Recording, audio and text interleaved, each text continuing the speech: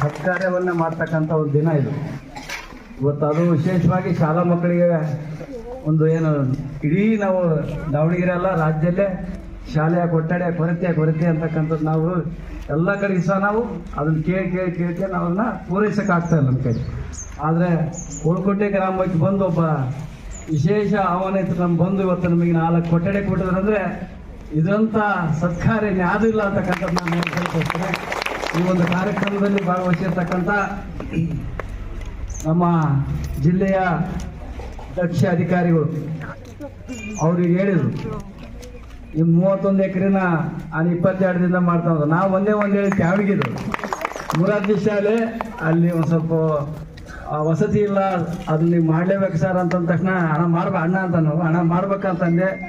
ಆ ಕ್ಷಣನೇ ನನಗೆ 2 ದಿನದಲ್ಲಿ ಮಾಡಿ ವಾಟ್ಸಪ್ ಹಾಕಿ ನಾನು ಮಾಡಿದ್ದೀನಿ ನೋಡಿ ಅಂತಕ್ಕಂಥ ಉತ್ತಮವಾಗಿರ್ತಕ್ಕಂಥ ಜಿಲ್ಲಾಧಿಕಾರಿ ನಾನು ನೋಡಿದ್ದಂದ್ರೆ, ಇನ್ನೊಬ್ಬ ಜಿಲ್ಲಾಧಿಕಾರಿ ಆದರೆ ನಾನು ಅದನ್ನು ಪರಿಶೀಲನೆ ಮಾಡಬೇಕು, ಅದನ್ನು ನೋಡ್ಬೇಕು, ಸರ್ವೆ ಮಾಡಬೇಕು, ಅದನ್ನು ನೋಡ್ಬೇಕು, ಅಲ್ಲಿಗೆ ಬೆಂಗಳೂರಿಗೆ ಕಳಿಸ್ಬೇಕು, ಅದರಿಂದ ತರಿಸ್ಬೇಕು ಅಂತಕ್ಕಂಥ ಸಬು ಬೀಳ್ತಕ್ಕಂಥ ಕಾರಣಗಳು ನಾವು ಹಿಂದಿನ ಜಿಲ್ಲಾಧಿಕಾರಿ ನೋಡಿದ್ವಿ.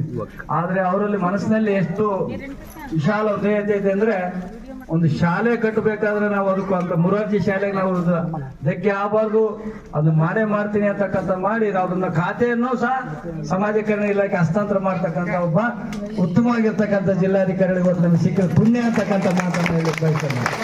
ಅದ್ರ ಜೊತೆಗೆ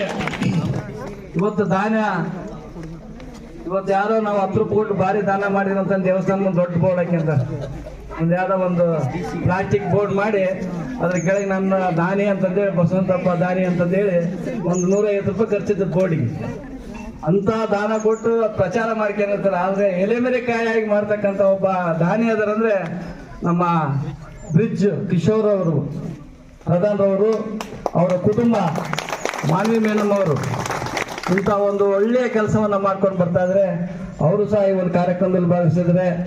ಅದೇ ರೀತಿಯಾಗಿ ಇದಕ್ಕೆಲ್ಲ ಮೂಲ ಕಾರಣ, ಇದಕ್ಕೇನಾದ್ರೂ ಈ 4 ಕೊಠಡಿಗಳು ಮತ್ತೆ ನಮ್ಮ ದಾನಿಗಳು ಈಗ ಗ್ರಾಮಕ್ಕೆ ಬರಲಿಕ್ಕೆ ಕಾರಣೀಭೂತರಾಗಿರ್ತಕ್ಕಂಥ ಇಡೀ ಜಿಲ್ಲೆಯಲ್ಲೇ ಇವತ್ತು ನಮಗೆ ಹಿಂದೆಲ್ಲ ನಾವು ರಾಜ ಮಹಾರಾಜರನ್ನ ಕಾಲದಲ್ಲಿ ನೋಡಿದ್ವಿ. ರಾಜ ಮಹಾರಾಜ ನೋಡ್ಬೇಕಂದ್ರೆ ಭಾರಿ ಕಷ್ಟಪಟ್ಟು ನೋಡ್ತಾ ಇದ್ರು. ಆದ್ರೆ ಇವತ್ತು ನಿಮ್ಮ ಗ್ರಾಮಕ್ಕೆ ರಾಜನ ಕರ್ಕೊಂಡ್ ಬಂದಿರ್ತಕ್ಕಂಥ ಹೆಗ್ಗಳಿಕೆ ಯಾರ್ಯಾರು ಇದ್ರೆ ಅದು ನಮ್ಮ ಪ್ರಸಾದವರು ಅಂತಕ್ಕಂಥ ಒಂದು ಕೃಪಾಶೀರ್ವಾದದಿಂದ ಇವತ್ತು ಅವರು ಈ ಊರನ್ನ ಮರ್ತು ಬಿಡಬಹುದಾಯ್ತು. ಆರಾಮ ಬೆಂಗಳೂರಿಗೆ ಇದ್ದು ತಮ್ಮ ಕಾಯಕ ತಾವು ಮಾಡ್ಕೊಂಡು ತಮ್ಮ ದುಡ್ಡು ಮಾಡ್ಕೊಂಡು ತಮ್ಮ ಕುಟುಂಬ ಸಮೇತ ಇರ್ಬೋದಾಯ್ತು. ಆದ್ರೆ ನಾನು ಹುಟ್ಟಿ ಬೆಳೆದಂತ ಜಾಗನ ನಮ್ಮ ತಂದೆ ತಾಯಿ ಇರ್ತಕ್ಕಂಥ